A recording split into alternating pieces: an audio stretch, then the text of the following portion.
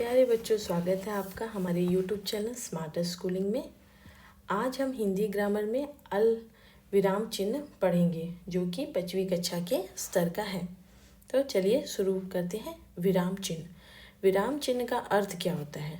विराम चिन्ह का अर्थ होता है रुकना, ठहरना या विश्राम करना। ठहराव, रुकना, ठहरना या विश्राम करना।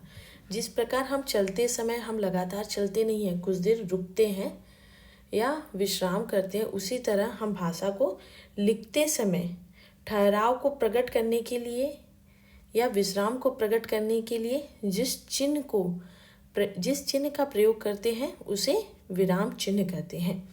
इसकी परिभाषा है, इस प्रकार किसी भाषा को बोलते, पढ़ते या लिखते समय भावों को स्पष्ट करने के लिए वाक्यों के बीच में या अंत में थोड़ा रुकना होता है।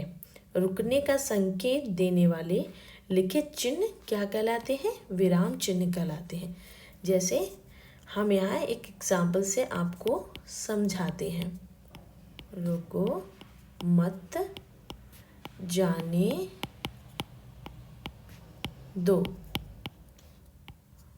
रुको, मत जाने दो। दोनों सेंटेंस तो सेम ही हैं। आपको दोनों ये वाक्य एक जैसे ही लग रहे हैं, लेकिन अब देखिएगा, सिर्फ विराम चिन्ह लगाने से हम यहाँ पे अल्प विराम का प्रयोग करेंगे।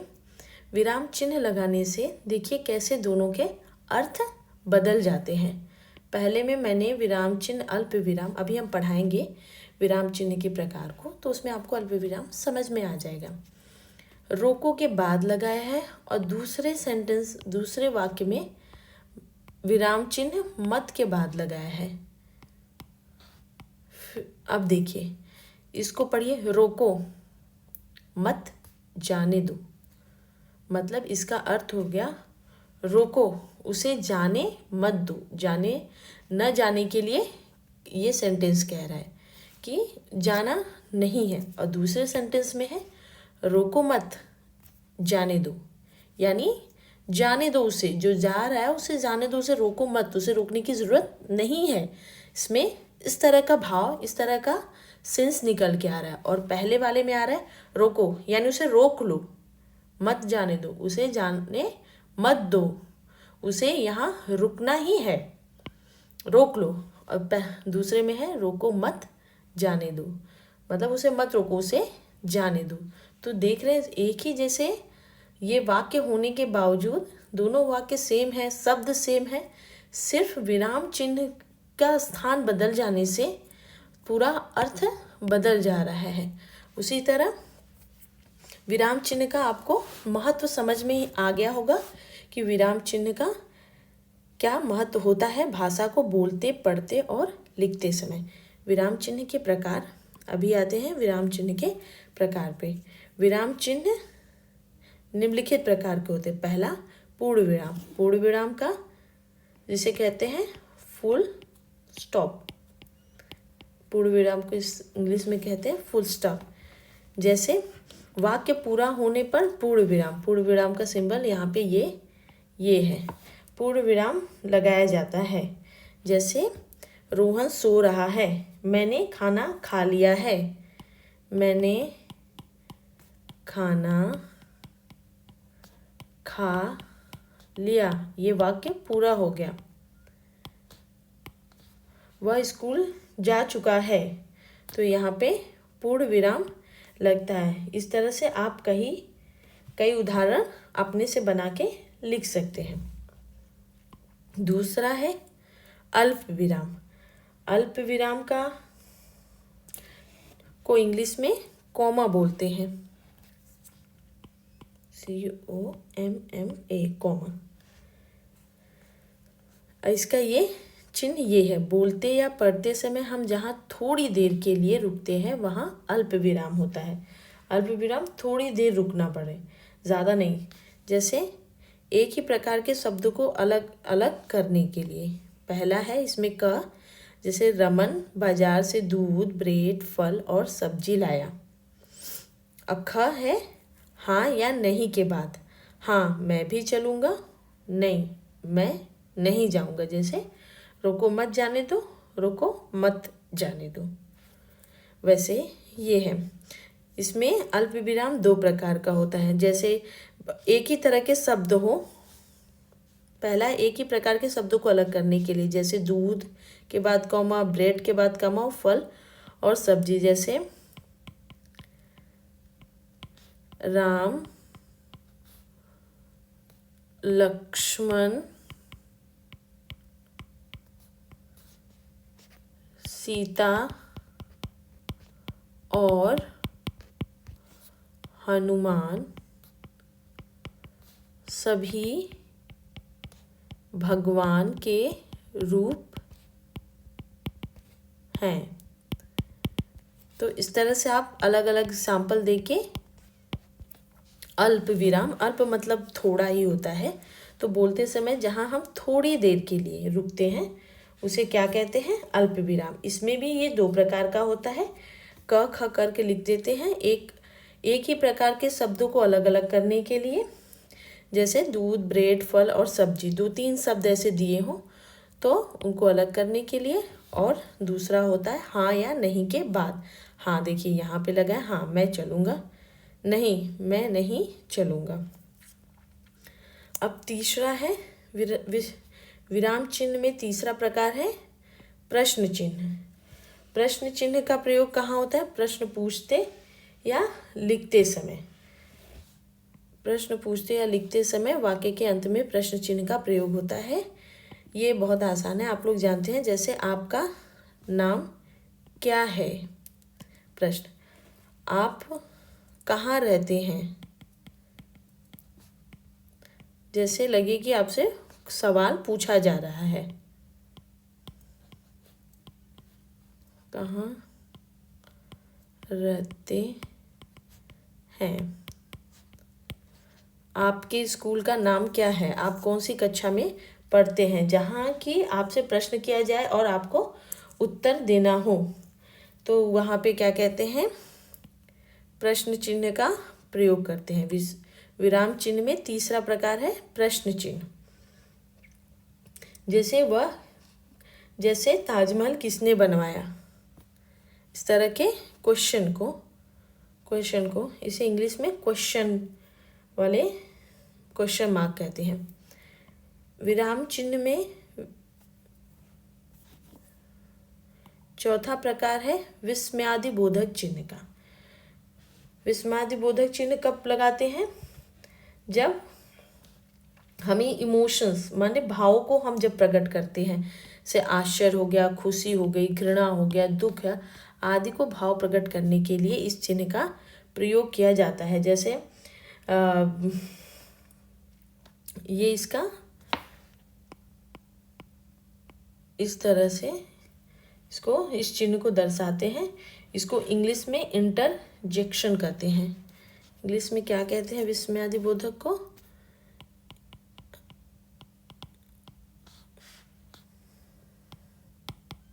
इंटरजेक्शन।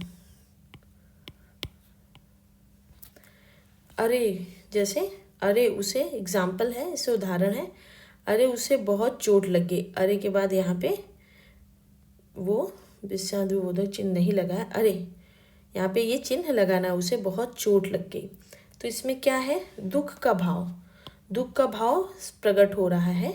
तो यहाँ पे विस्मयादिबोधक चिन्ह लगेगा। और ये कौन सा वाक्य हो गया, विस्मयादिबोधक का वाक्य हो गया। घृणा को छी, कितनी गंदगी फैली हुई है, यहाँ छी के बाद विस्मयादिबोधक चिन्ह लगेगा, कितनी गंदगी फैली हुई है। और आप लिख सकते आह या शाबाश, सा बनाने के शाबाश, बहुत बढ़िया, बहुत बढ़िया काम किया तुमने।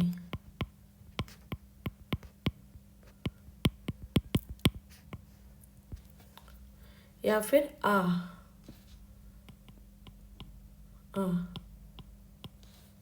दुख को प्रकट करने के लिए होता है, जैसे अरे राम को वनवास जाना पड़ा।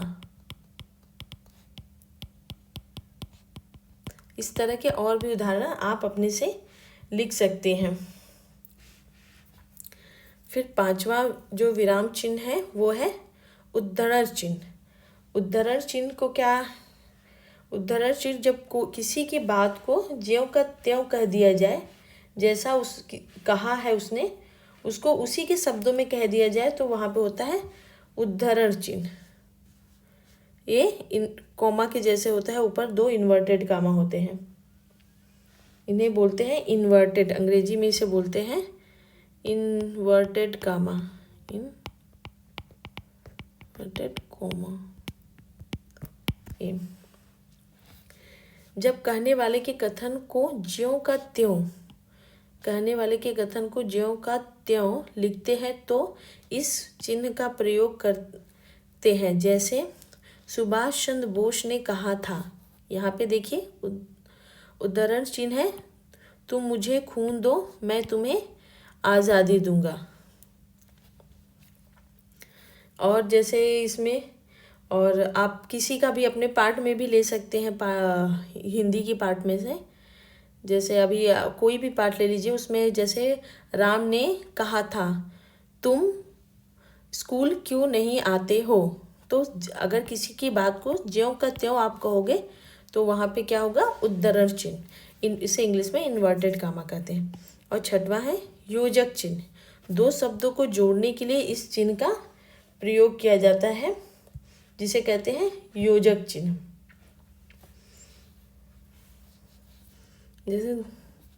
जैसे जल्दी जल्दी लिखो, मेरे माता पिता जी बाजार गए हैं।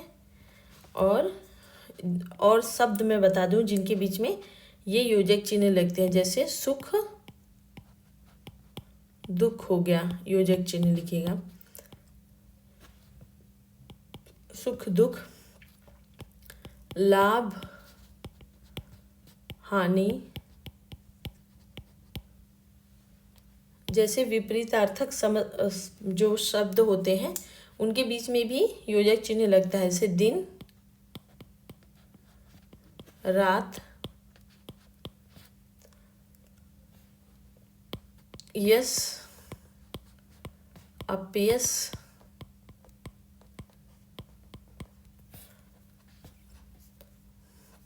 तन मन धन, इन सब के बीच में जो चिन्ह लगता है उसे कहते हैं योजक चिन्ह। 2 शब्दों को जोड़ने के लिए इस चिन्ह का प्रयोग किया जाता है।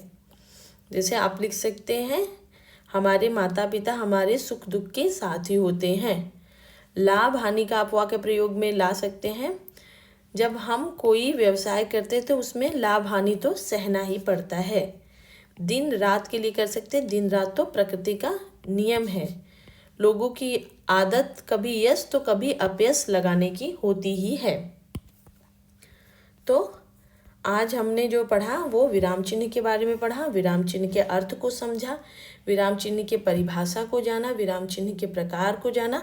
तो विराम चिन्ह कितने प्रकार के हमने पढ़े, 6 प्रकार के, पूर्ण विराम, अल्प विराम, प्रश्न चिन्ह, विस्मयबोधक चिन्ह और उद्धरण चिन्ह, फिर उसके बाद छठा है योजक चिन्ह। तो हमें लगता है कि आपको विराम चिन्ह का ये जो हमारा आज जो हमने पढ़ा है ये आपको समझ में आया होगा। और वीडियो अच्छा लगा हो तो प्लीज़ सब्सक्राइब करें, लाइक करें। धन्यवाद।